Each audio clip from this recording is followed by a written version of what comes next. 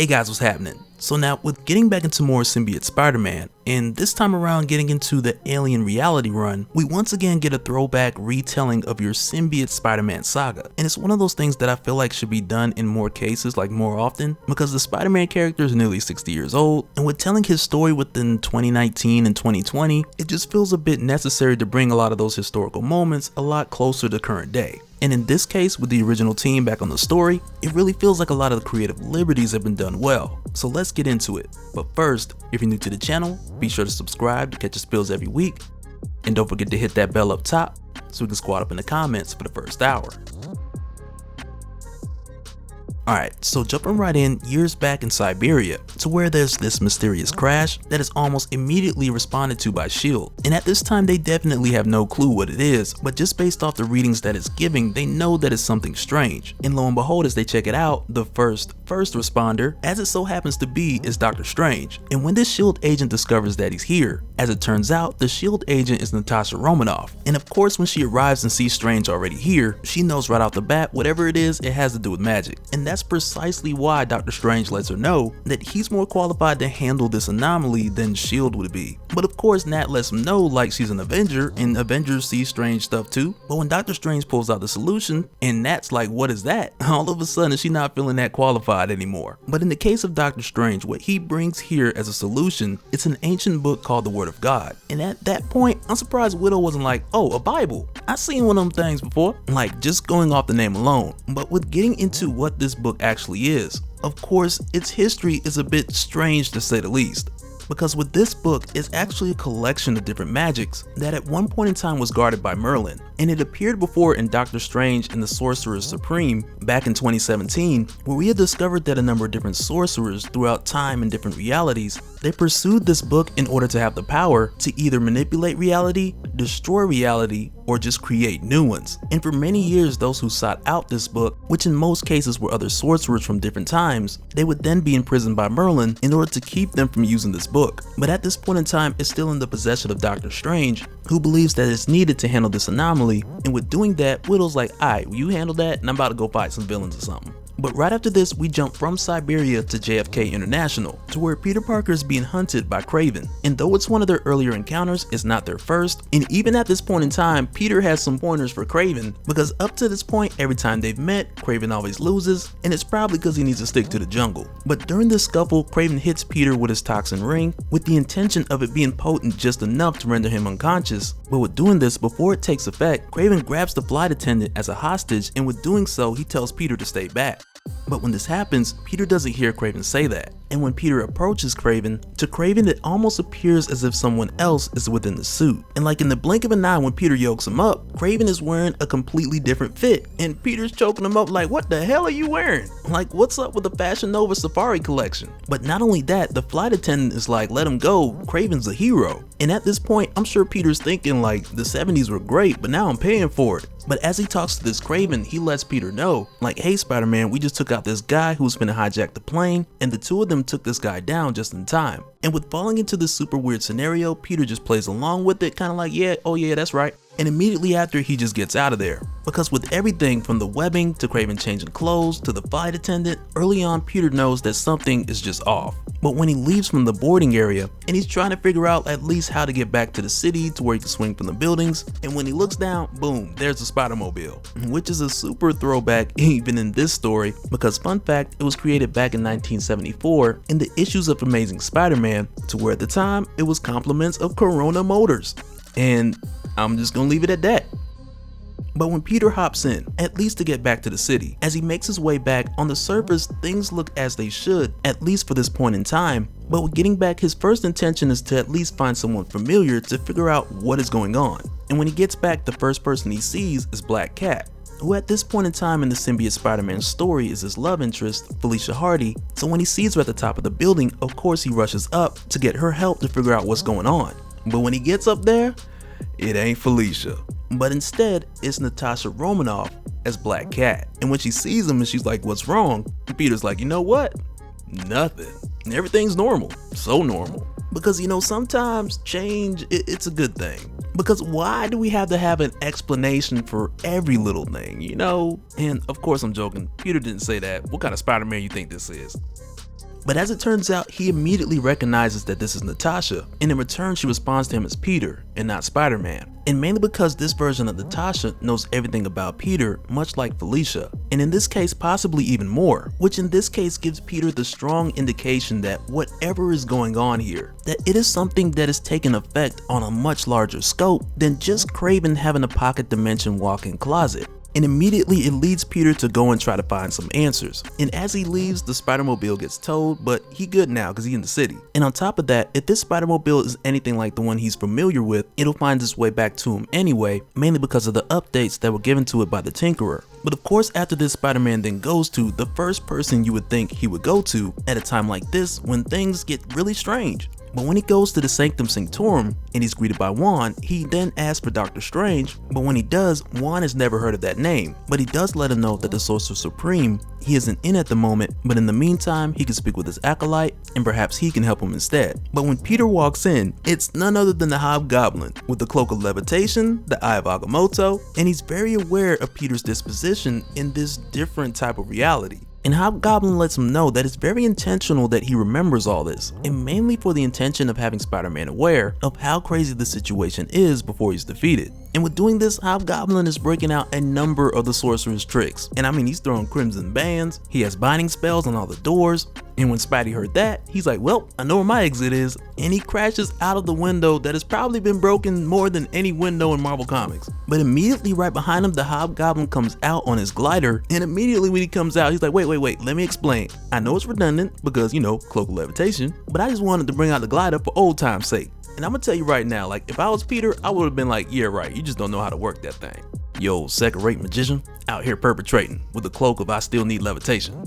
But here's the thing, like right after this, he proves that he knows a little something, at least. Because while Peter's swinging away, he then turns his webbing into snakes, which I feel like I've seen David Blaine do, but I'm gonna let Hobgoblin have that.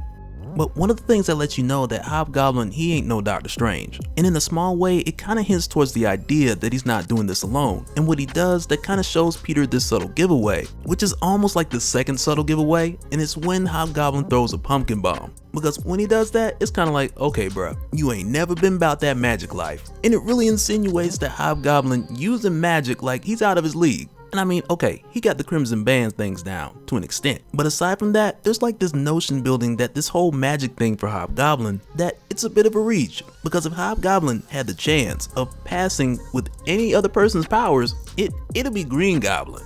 But after he gets Spidey caught up in the Crimson Bands of Sidorak, the Spidey-Mobile comes back and bails him out. And this is one of those things that isn't as left field as it seems, because in Amazing Spider-Man issue 160, the Tinkerer had put an autopilot feature in the Spider-Mobile, which at the time had the intent and purpose of running Peter Parker over, but from that point forward, it later became a feature that worked to Spidey's benefit. But right after the Spidey-Mobile shows up, Hobgoblin then shrinks it down in size, to where from that point it's pretty much just a toy, and that's it for the Spidey-Mobile saving the day. But with the Goblin distracted and unable to do two magic tricks at once, Peter's able to make a run for it, but not with web slinging, because Peter don't like snakes. And when Peter runs into the alley to get away, Hobgoblin follows right behind him. And when he does, he just yells out, "You can't hide from me!" But right after that, he's like, man, where'd he go? Like, man, he just ran around this corner.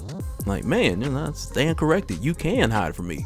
I'm like, actually, you can hide pretty good. And as it turns out, Peter was there the whole time. But in this case, it wasn't a type of symbiote camouflage like we had talked about with Venom Island, but rather in this case, Peter doesn't even know how the Hobgoblin did not see him. And as it turns out, Peter going undetected, it wasn't even his doing at all, but rather it was the real Doctor Strange who has made his way to this reality as well. And even though he's not the Sorcerer Supreme here, to whom the true Sorcerer Supreme in this reality we have yet to see, but even with the real Strange being here, and without the power of the Vishanti, he still knows a few tricks. Alright, so jumping right back in to where Peter is met with the arrival of Doctor Strange, and with doing so, we come to find out that Doctor Strange also still has his memories from the previous reality. And though he doesn't have the use of the Sanctum Sanctorum and many of the mystical trinkets which reside therein, he's still able to pull off a few tricks, like for example making Peter invisible in order to get away from the Hobgoblin. But after this, when they go to grab a bite to eat, Doctor Strange begins to give Peter a bit more detail about how things have gotten so crazy. And of course, where Doctor Strange starts off off telling Peter about the book called The Word of God. Immediately Peter was like, oh yeah, I was reading about some Christian community in Michigan. And immediately Peter's like, wait a minute, they did all this? And of course Strange tells him no, not at all, that's not what we're talking about here.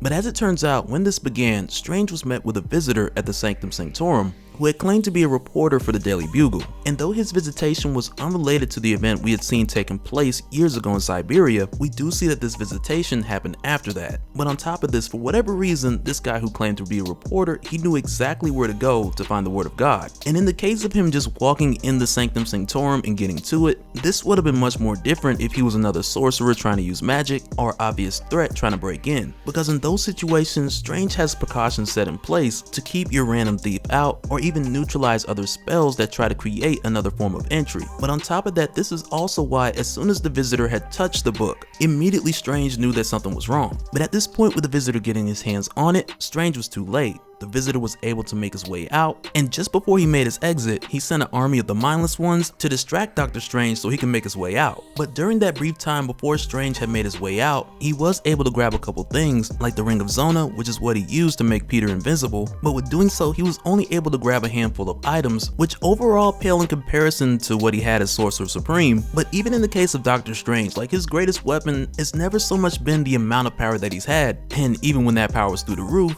but yet and still his greatest weapon has always been his innovation and his imagination and how he applies it to whatever profession, whether it was as a neurosurgeon or a Sorcerer Supreme. And really for that reason we know like whatever Strange has his hands on that he'll be able to make the most out of it. But at this point Peter then asks him like, if these dudes have this book that can just change all of reality, like why didn't they just wipe them out of existence? Which Strange recognizes that is for the obvious reason that whoever these guys are, that much for the same reason that Hobgoblin had mentioned, they want the two of them to witness and remember their own destruction. And as a solution for this, Doctor Strange then tells Spider-Man that he wants him to learn the mystic arts so that they can face these sorcerers together. And with hearing this, like immediately Peter's like, look, that's completely out of my wheelhouse, not my thing. But also with this, Strange makes the very valid point that before he became Sorcerer Supreme, the mystic arts wasn't necessarily his thing either. And on top of that, because in this moment Peter at least believes in magic, he's already much further ahead than where Strange was when he began. And like with hearing this, Peter's kind of on the fence about the idea, and because of that he lets Strange know that he has to go check on someone, and when he gets back they'll kind of pick up where they left off. And when Peter says this, he just goes, and like Strange is standing there kind of talking to himself, just kind of like, well, okay, I'll be here. I have nowhere else to go. I'm Dr. Homeless. This isn't a first. But at this point, when we get to see who Peter went to go check on, of course, it's his Aunt May. And at this point, when he calls May, she has no recollection of being upset with Peter like we'd seen in the first Symbiote Spider-Man series, but instead she's just very inviting and she tells Peter to just come home, which of course he does. But when he does, and he knocks on the door, it's answered by Uncle Ben, which off the bat is crazy for obvious reasons. But for Peter in this moment, at least for right now, it's almost as if this whole reality warping, alternate reality situation, like it doesn't matter. Because as of right now, he's able to see his Uncle Ben again, who's been gone for so many years. And initially he does hug him a bit too tight and nearly breaks his ribs, which, you know, that would have been messed up. Like that would have started a whole new saga, a dark one, a very dark one. But while Peter's here, he nearly debates the idea of wanting to change anything in this world, because for one, Aunt May is the happiest that he's seen her in years, and though in his world she's put on a smile for Peter after Ben has passed, but that doesn't even compare to how happy she is here with Uncle Ben still in their life. And for a moment it really has Peter debating like, maybe I can just build from here. And of course, really just all in all, it's really just Peter getting caught up in the moment and really falling into that equal and opposite effect, to where when Uncle Ben's death caused Peter to become Spider-Man, but now that he's alive, is having the opposite influence. And not to say that having Ben here makes Peter not want to be Spider-Man, but with having him here, it is making him second guess and third guess on doing the right thing. But while Peter's here, his spider senses go crazy, and it's because he's been found by the Hobgoblin, who at this point has used a locator spell in order to take him directly to Spider-Man. And immediately when this happens, Ben jumps in front of May to protect her, and with doing so telling the Hobgoblin like, Spider-Man, like you got the wrong house. But of course with Peter, with protecting his aunt and uncle being his top priority, he suits up into Symbiote Spider-Man right in front of them, revealing to his aunt and uncle in this reality his true identity. But much like we talked about before, in the case of Hobgoblin, who's like, you know, the sorcerer impaired, because with him using magic and otherworld artifacts, it quickly makes him less effective in this round 2 against Spider-Man. And we see this happen immediately when he tries to bind Spider-Man in the Crimson Bands of Sidorak, to where with doing so, Spider-Man just dodges them, jumps behind the Hobgoblin, causing him to bind himself, which then leaves the Goblin open for a left hook. And you can just tell, like, prior to this point, Peter had it set in his mind, like, okay, when Hobgoblin comes back, I know he's gonna do this, this, and this, and when he comes back, I'm gonna know exactly how to counter. But even with knowing that, one of the things that Peter didn't account for is the fact that even though Hobgoblin may usually just have a set bag of tricks, but because now that there's sorcery involved, that there's still that element of the unexpected. And that's exactly what we see when Peter tries to web him up, and the Goblin just explodes his way out of there, taking out half of the house, but with doing so, killing Aunt May in the process. Which for starters is devastating with having Aunt May killed, but what makes this even worse is that Uncle Ben hates Peter for this, which makes the Uncle Ben in this reality not only hate Peter but also Spider-Man for being the cause of the direct loss of his wife, Aunt May. And I don't know about you guys, but for Peter, I'd imagine that hurt. But even still, on top of this happening, Peter also has the police to deal with. But when they arrive, someone steps in with a flashbang grenade, which causes a distraction for a short while, but it's here where we also see that he's been given the way out by Natasha Romanoff, and she lets Peter know, like, prior to this point, she was chasing down the Hobgoblin as he was tracking down Peter, but even with doing so, she got here too late. But at this point in time, there's really no time for further explanation, so she just lets Peter know that he's got to get out of there immediately. But after this, going back to the rooftop to where Doctor Strange had been waiting on Peter this whole time, because earlier when he said he had nowhere to go, like, he meant that from his soul. And I wouldn't be surprised if he cried a little bit up here, like, it's okay. But while he's up there, he's approached by an officer who wasn't really sure if he was gonna jump, I guess by the way he was dressed, but the officer more or less lets him know that he can't just be standing up there on the rooftop. But it isn't long after this where Peter shows up and he tells the officer to get out of there, and the officer, he complies. And I'm pretty sure the officer complied rather quickly because Peter used his symbiote Spider-Man voice, and not just a regular one, but you know, the one from the old cartoon. You're in for a real shock. I'm gonna tear you limb from limb. Oh, I'm all shook up. You'll pay for this. The check's in the mail, baby. I give up. Supposed to be the good guy. You can't do this. Why not? I have the power.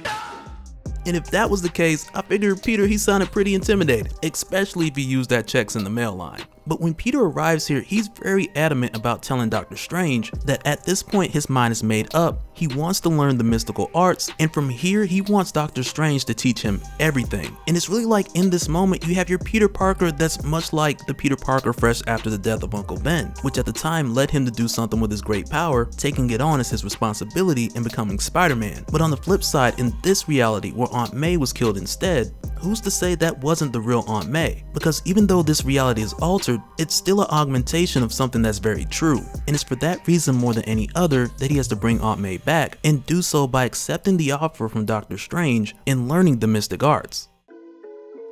Alright, so jumping right back in, not long after the Hobgoblin, who tracked down Peter using a locator spell, which led him to find Peter and attack him in the home of Uncle Ben and Aunt May, this attack of the Hobgoblin then led to the death of Aunt May, which brought a very abrupt ending to what for Peter felt like a new beginning, with having his aunt and uncle both back together for the first time in a long time. But after this, with Natasha showing up shortly after, Peter then rushed back to Doctor Strange so that he could begin his training. And when that happened, throughout the course of time, which was roughly about a week, the Hobgoblin had been looking everywhere for Peter and Doctor Strange, and with doing so, once again using his locator spell, but still coming up with nothing. And when he returns back to the Sanctum, he vents to Juan for a little bit, but ultimately at this point, the Hobgoblin cannot figure out where Peter and Strange had made their way off to, even in this reality, where the both of them are cloaked to his sight. And when we get back to the two of them, we see how Doctor Strange has resolved this issue, because not long after Peter had met him back on the rooftop, from there Strange had then taken Peter and Natasha to Kamar-Taj, which is actually the perfect place, with it being guarded from mystical detection, but also for other reasons which we'll cover once they make their way inside.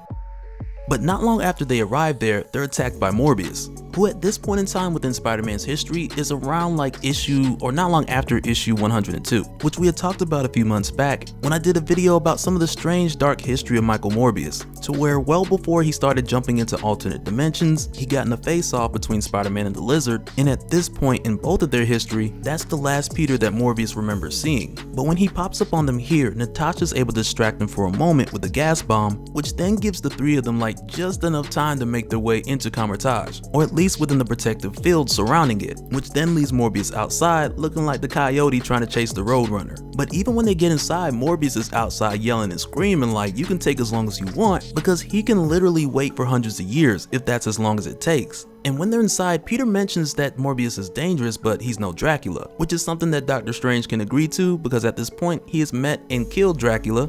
And in fact, by this point in time, I believe Strange has fought Dracula at least a couple times. Or better yet, thinking back, I think it was like one time, and it was like a crossover between The Tomb of Dracula, issue 44, and Doctor Strange, Master of the Mystic Arts, issue 14. And they both came out the same year in 1976, and at the time they led us to a duel to the death between Doctor Strange and Dracula. Oh, and I want to say that Blade popped up in there somewhere too.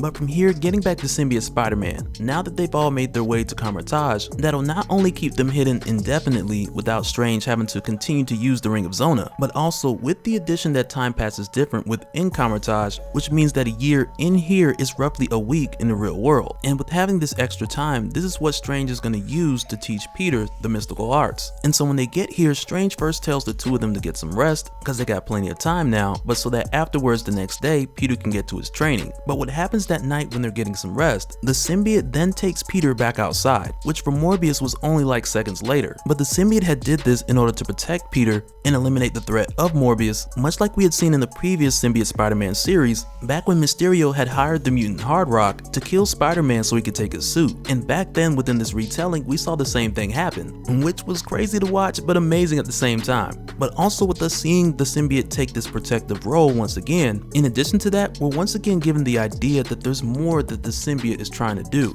And we see that when we get back to Kamar-Taj, because the symbiote, it didn't blow up Morbius like it did Hard Rock, which once again was nasty. But back at Kamar-Taj, the fight between Morbius and the symbiote, it was cut short by Doctor Strange, who had immediately noticed that Peter was missing, and he had came out looking for Peter shortly after. But it's here where Strange uses the Ring of Zona to get Morbius out of there. It didn't take long for him to realize that he wasn't talking to Spider-Man. But on top of the whole protection for Peter Parker thing, it's also here where Strange understands that there's more. Because even though the symbiote doesn't verbally respond back to Strange, he immediately gets that the symbiote was trying to run away with Peter Parker because it feared that if Peter had learned the mystic arts, then he would have no use for the symbiote. But it's here where Strange assures Peter that he'll only teach him defensive skills as long as the symbiote brings Peter back and allows him to go through with his training. And with hearing this, the symbiote agrees and he follows Strange back to Kamar-Taj. But in the case of Peter's training within this year only being defensive moves, this wasn't something that Doctor Strange had did only for the sake of the symbiote, but he had also made this decision in order to maximize this year which they were spending here. But on top of that, he did let the symbiote know that whatever Peter would learn here, the symbiote would learn as well. And when this is all over, the symbiote can do whatever with that knowledge that it wishes. And so now after this year, after Peter's training was done, they then leave Kamar-Taj and go back into the world, which is still within this alternate reality.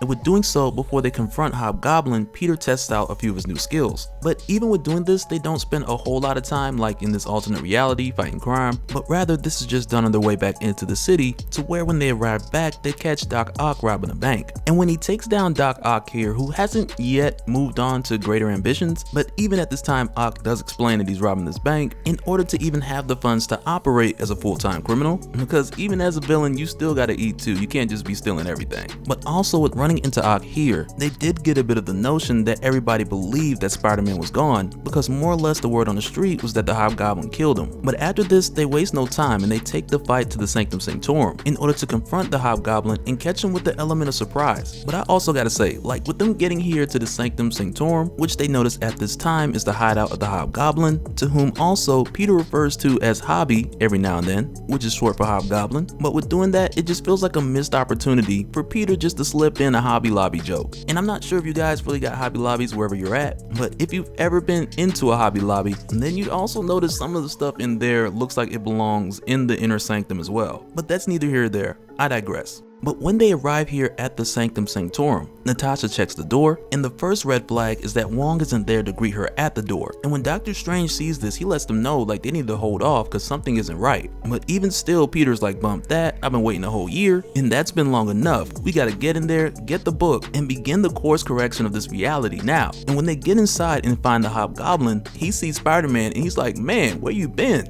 I've been out here in these streets looking for you for weeks. But first of all, as we know, it hasn't been weeks, because the time that Peter's been gone, it's been relatively 1 week, at least for the Goblin, and for Peter a whole year. So when we hear the Hobgoblin say that, we know that he's exaggerating a bit. But in response to the Goblin wanting to see Spider-Man so bad, for Peter's first trick, he casts a spell which produces copies of himself everywhere. And when Peter does this, the Hobgoblin is appalled, because when he sees this, he's like, man, how dare you use magic? And at this point, the Goblin admits that he's not the Sorcerer Supreme, but he knows magic when he sees it. And to me, like, that's the equivalent of saying, well, I don't know how to play the guitar, but I know one when I hear it. And at that point, it's like, yeah, you and everyone else, bro. Like, somebody get a cookie for Captain Obvious here. But at this moment where Peter uses the Multiplicity Dictum spell, he uses it to cast a distraction for the Hobgoblin so that him and Nat can make their way to the Inner Sanctum. And with making their way there, Peter's in hopes that they'll find the Word of God so that they can snatch it up and make everything right. But when they arrive, they are then met by the true Sorcerer Supreme of this reality, who's also actually the brains behind all of this in the first place. And really, for some time, we knew it wasn't Hobgoblin, because really, he told on himself the first time he did a couple tricks, because we'd seen it and we was like, nah, you ain't that guy. But here in the Inner Sanctum, we find out that the true sorcerer behind this is Baron Mordo, and he just pops up on them like, you asked to see the boss and they sent me, dog.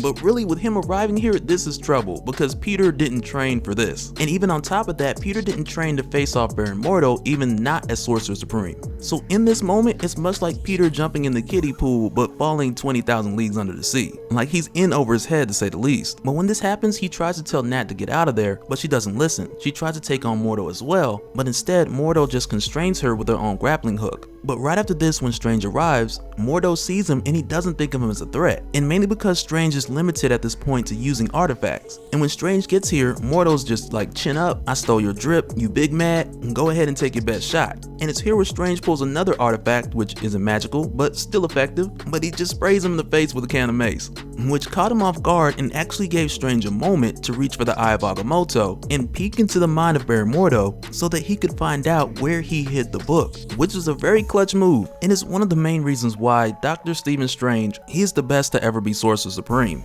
But of course, with his time being limited to do this, and at this point in time, though we don't know how much he got to see, but immediately with doing this, he gets himself and Peter out of there, which immediately of course may have you thinking, like, what about Nat, the red cat, to whom, as it turns out, when they left her behind, Baron Mordo, the Sorcerer Supreme, he then scoffs at her for leading Spider-Man and Doctor Strange there, because as it turns out, she had been working with him the whole time.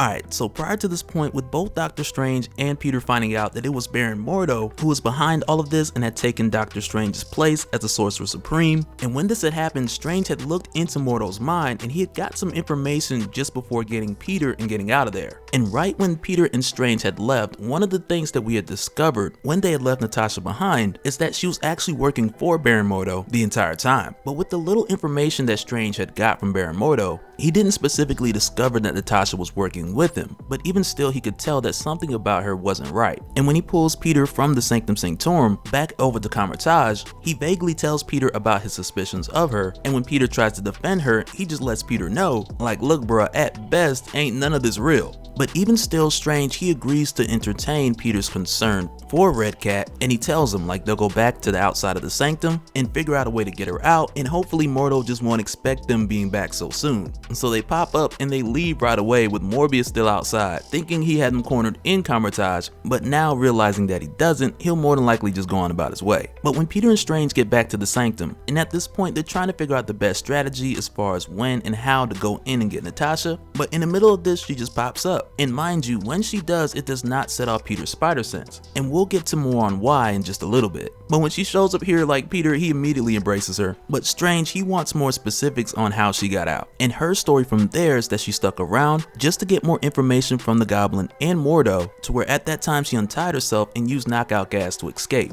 But the extra information that she claims that she received was that Baron Mordo hid the Word of God in the Nightmare Realm. And because Peter has no idea where the Nightmare Realm is or how to get there, Strange has to give him a bit of a recap. But on top of this, he also tells Peter why it makes a lot of sense that Mordo would hide the Word of God there. Because even though the Nightmare Realm sits within the dream dimension, that's exactly why it's also a place where the imagination of humanity, it manifests in a number of forms before any of which are made reality. And the power within this book, it more or less acts like a bridge to bring thoughts of imagination into reality. which is why it will make sense for Mordo to hide it there, in theory hoping it would be the last place that Doctor Strange would look, but also with doing this putting it right under the nose of one of Doctor Strange's greatest enemies, with that being Nightmare himself. But also at this point, with Strange's resources being limited and him not being able to perform magic and only use certain trinkets, like with this being the case, a sling ring isn't necessarily going to do the job. So then when they come to the conclusion that Strange and Peter gotta do it the old-fashioned way, Natasha conveniently has some knockout gas which she's able to use to send them on their way, and as soon as she's done, she reports to Hobgoblin, letting him know that everything is going as planned. But in the case of Peter and Strange, when they make their way into the dream realm, which essentially is step 1 before you splinter off into the nightmare realm. But like as soon as they arrive, it's here where we get a bit more of a look into this on again and off again switch between the symbiote and Peter Parker. Because when they arrive here in the dream realm, in what appears to be the Daily Bugle, like it doesn't take long for Strange to figure out that this once again is not Peter Parker.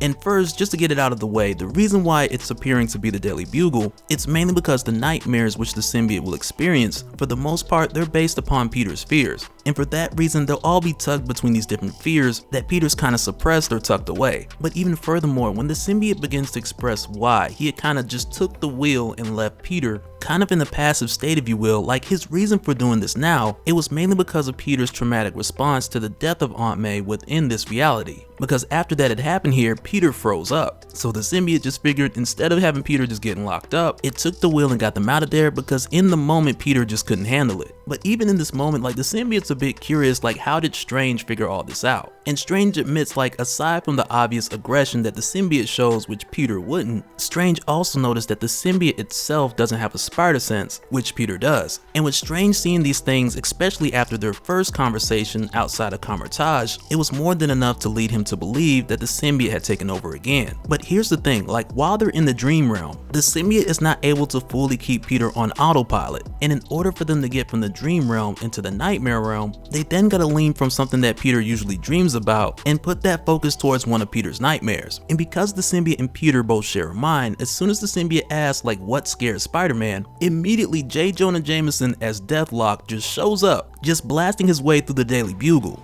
And when this happens, Peter is put back to the forefront because they all appeared in his dream, so to get to the nightmare realm, it has to be his nightmare. But when they try to escape from J. Jonah Deathlock Jameson, and Peter jumps through what appears to be the front glass door of the Daily Bugle, but when he does this, he appears at the 59th Street Bridge at the same moment of the death of Gwen Stacy. And when this happens, it's like there's no question that he's definitely made that crossover from the dream realm to the nightmare realm, with Peter being taken to one of the worst moments that he's ever experienced. And even though this time around he catches her correctly and actually saves Gwen, but even when he does, she's still killed by the Green Goblin, who more or less lets Peter know that he can't just change history. And regardless of how he feels about it, the death of Gwen Stacy was something that needed to happen because in a number of ways it made Spider-Man the man that he is today. And like really with this happening, we know that the nightmares come from ideas which already exist in Peter's mind. So to some extent he already knows this, and this nightmare is really just his thoughts manifesting in different ways, which we immediately see right after when he gets his hands on the Goblin, only to find out that this Goblin is Mary Jane, who he never would have been with had Gwen Stacy still been alive. And this immediately makes me think of an old Spider-Man team up, which at the time it came out in 1976, and Spider-Man had traveled to the future to team up with Killraven, and the future that Spider-Man arrived in back in this issue was 2019, which is kind of crazy just thinking of all these future stories in which it came out like in the 70s and 80s, and just thinking about how their future is now our past, like it's kind of trippy. But back in this issue when Spider-Man had teamed up with Killraven, who we had talked about a while back with like Infinity Warps and Ghost Panther and much of Killraven's history with the Martian Masters, but at this time when Spider-Man had jumped into the future, into the middle of this narrative, he had been hit with a hallucinogenic gas,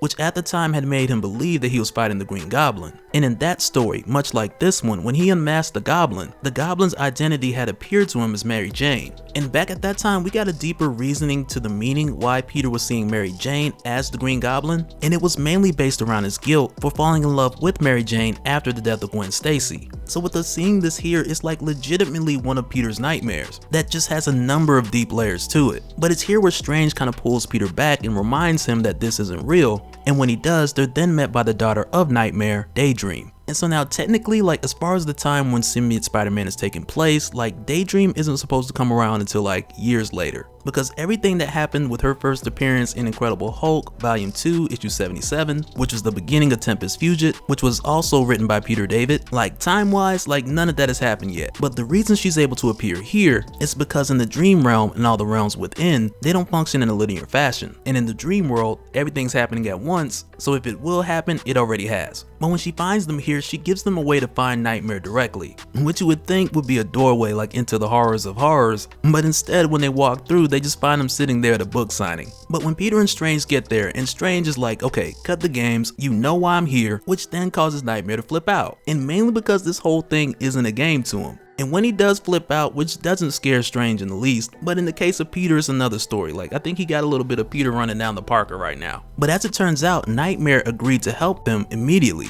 And not so much for the reason of him worrying about someone like Doctor Strange coming to get the book, but rather he was worried about someone more powerful than him discovering that it was in his realm, and them coming for the book, and after that, them coming for Nightmare, knowing that he had played some part in keeping it. And when Nightmare hands the book over to Doctor Strange, we quickly find out that this isn't the actual book, but instead this was a trick that Mordo had played in order to get Peter and Strange to head into the Nightmare realm. And when this happens, not only did Mordo want Strange to know that the book was fake, but Strange also realizes that his sling ring was stolen, which Natasha had taken when Peter and Strange had entered the dream realm. And to add a little bit extra, Mordo did a time freezing spell to keep their bodies from waking up, because ultimately that would be like an easy way out. But aside from that, like in addition to what Mordo allows Strange to see, like after Mordo discovers that Natasha's job is done, he then destroys the real book, and he allows Strange to see this happening. So at this point he'll know that the book is destroyed, so that no one can undo this reality which Mordo had created.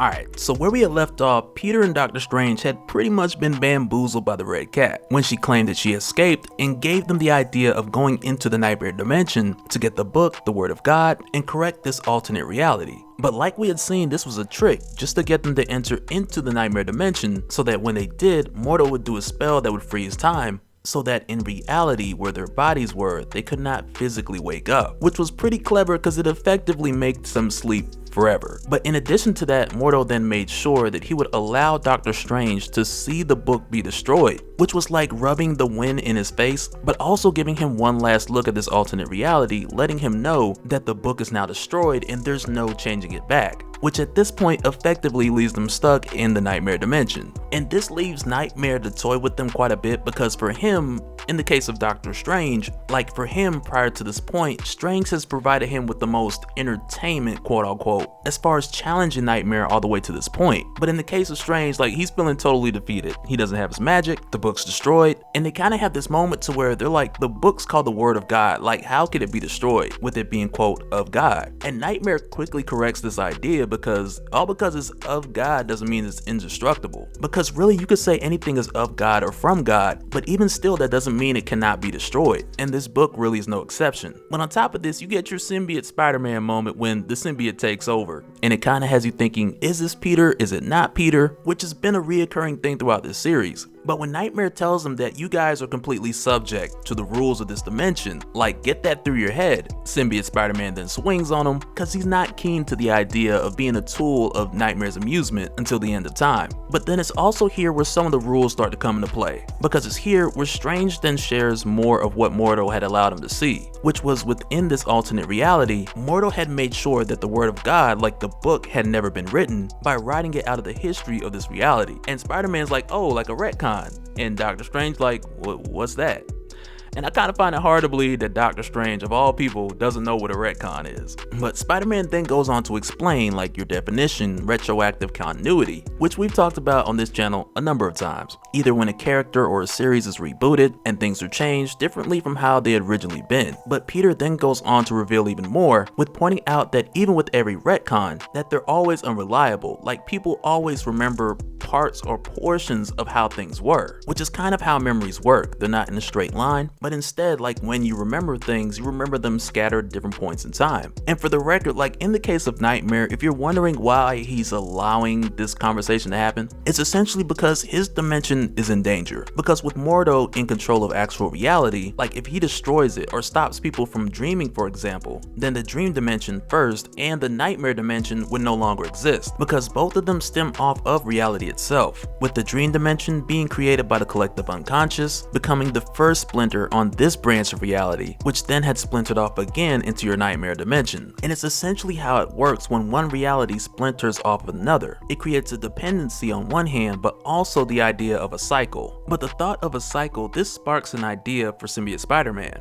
because even though at this point the book, the Word of God, was physically destroyed, and also Mordo had made sure that no one had physically wrote it, but even still, before anything's physically created, it first starts in the imagination of mankind, and within infinite imagination, somewhere it's still there. But even further than that, Peter then points out, like anything that's created in reality, whether it's an invention or a movement, it starts off as a dream before it's made real. And with them being in the nightmare dimension, which is also connected to the dream dimension, they are literally at ground zero for imagination and finding a way to tap into reality. But then on top of that, because they're in a dream state, and in your dream state, you're effectively in your astral form, Peter then proposes the idea of using one of the meditations which Strange had taught him, where you reach out and connect to another astral form, which in this case is all of humanity. And when Peter does it, he starts to disappear, and Strange is kind of like more or less like, well, that's unexpected. But it did kind of make me think of an instance where this happened on a much smaller scale. Because in Strange Tales issue 110, we had seen Strange go into his astral form and then enter directly into someone else's dream, which we visit in and out of as we sleep. But clearly the dude, he didn't need to be there, because the dude then woke up and he was like, you know what, I'm about to shoot Doctor Strange while he in my dream. But that same method is basically what Strange has sent Peter to do here. And as soon as he disappears, Nightmare goes along with him. And with going with Peter, he's acting as like a guide of sorts, but also making sure that Peter doesn't screw this up, because once again, Nightmare Realm in jeopardy. But it's also here where we see that it gets a bit tricky, because with diving into this psychedelic pool of different consciousnesses, or subconscious of all humanity, it's a super tricky thing to do, because effectively the plan is to reach within the minds of everyone and collectively gather the pieces, which would be the Word of God. But when you're reaching through everyone throughout the world, not only do people have different opinions on who is God, but then there's also those who know a version of the truth, because that truth is what they've been told their whole lives. But along this journey, it's this part where they travel to the human imagination, and Nightmare makes it clear that he realizes that he's talking to the symbiote and not Peter Parker. Which very much makes this like symbiote inception, because the symbiote's only allowed to dream because it's bonded with Peter Parker. But with Nightmare realizing this and addressing the symbiote, and almost like a little devil on his shoulder, because he lets him know with helping him find the pieces of the Word of God, he can then not only fix reality and practically make himself a god, but then also perpetually place everyone in a nightmare state, which will then give Nightmare exactly what he's always wanted. But after proposing this idea within the imagination, Nightmare then shows the symbiote specifically what he needs to collect, which are the pieces of the previous reality that are still fragmented within the imagination of everyone in the world. And after identifying these pieces, the symbiote then forms them back into the book, the Word of God. And Nightmare tells the symbiote like to piece all this together, give it form, and give yourself a little something too. But even with this, we don't get like a deeper look into the origin of the Word of God, like who it originated from. Was it the one above all? Is it Kevin Feige? Like we don't know. And Peter David doesn't get too specific with it. But even with this happening, the book reappears right where it was destroyed, and out from the book jumps Symbiote Spider-Man, which at this time is still your consciousness of the symbiote. But with the way that this plays out, like it very much feels like it was supposed to be like a 6-part series, because how it draws to a conclusion, like everything wraps up pretty quick here. Because initially, Symbiote Spider-Man, he hops out, he's like, I'm a god now, I put the book back together. He goes for Hobgoblin, and Red Cat is just like, I bet, I'm out. And the symbiote is stopped by Mordo, who uses the light of the Eye of Agamotto, and he lets him know like Agamotto sees who you truly are and it rejects you. But even still at this point, I feel like a lot of it is just really rushed. Because for one, the symbiote becoming a symbiote god, and it could have been stretched out into a lot more, and even if for a brief moment only in Symbiote Spider-Man. But even in this instance, it's like a quick moment, and then we find out like while there was scuffling, Doctor Strange had came through the book, and he had stopped Hobgoblin, who was gonna kill Symbiote Spider-Man and Peter while Mordo had him down. And like just in the nick of time, Doctor Strange is like, well, I used the book, I fixed reality, and everything outside of here is back to normal. And at this point, I'm just kind of like, really? Like, the rest of the story was just so good. But that's not it. Because after that, when Mordo was like, okay, we're gonna have to face off between the top 2 apprentices of the Ancient One. Like this is what it's come down to, even on an even playing field. But that doesn't happen either, cause Wong, he just comes through and hits Mordo in the head with some symbols, and that's it. But I just can't help but to think, like, with the way that this was concluded, like Peter David wanted to do more, or perhaps he had even planned to do more, because the first 4 issues were fire. But then we get to issue 5 and it just kind of feels like the story is going at like 2x, 3x speed. And just like that, it's over. But just as it wraps up, Peter does come back to his consciousness, and when he does, he doesn't remember anything about the Nightmare Realm, let alone piecing back together the Word of God or how they got back here in the Sanctum Sanctorum, which we know is the work of the symbiote, hence the title, Symbiote Spider-Man, Alien Reality. But all this really does in the conversation here is just bring Strange to the point of asking Peter, like, how much does he actually know about the symbiote? And more or less, that's where it leaves off. And aside from showing us Natasha Romanoff, who's at a movie theater, once everything was fixed back to normal and she's not exactly sure how she got there. But even still, I gotta say, like, with it ending like this, like, I absolutely don't mind the ending going back to normal because it's supposed to, or at least it seems that way for the most part. But I do gotta say, I wish it went a little bit further and took its time playing out the pieces that it happened so quickly back to back to back at the very end. But even with that said, I do feel like the movie that Natasha Romanoff is watching, that's titled North, I do feel like it's a bit of a subtle hint to something that may have changed within the symbiote moving forward, which hopefully we'll see in the next installment of Symbiote Spider-Man, which we'll get once we get into The King in Black, because essentially the movie North was about a kid who was neglected by his parents and then got advice from this other dude who was like, emancipate yourself from your parents, and I could totally see that playing out in a way between Knull, the symbiote, and Nightmare. But we'll see if that translates over, if at all, very soon. And so now before we go, I want to give a special shout out to all the Patreons. Thank you guys for all of your support. And for anyone who's new here who wants more information on how to support the channel, I got a link below so you can head to patreon.com/dopespill. But that'll do it for this one, guys. And in spite of the abrupt conclusion to Symbiote Spider-Man Alien Reality, I'm still excited for Symbiote Spider-Man The King in Black, because I've been happy with everything else that Peter David has done within this series returning so far. And I'm pretty anxious to find out, like, how and where Kang the Conqueror and the Watcher are going to fit into the continuation of this series. But even with going back and the retelling of these stories, I do kind of wonder if anybody's going to tell the Watcher to watch out for Original Sin.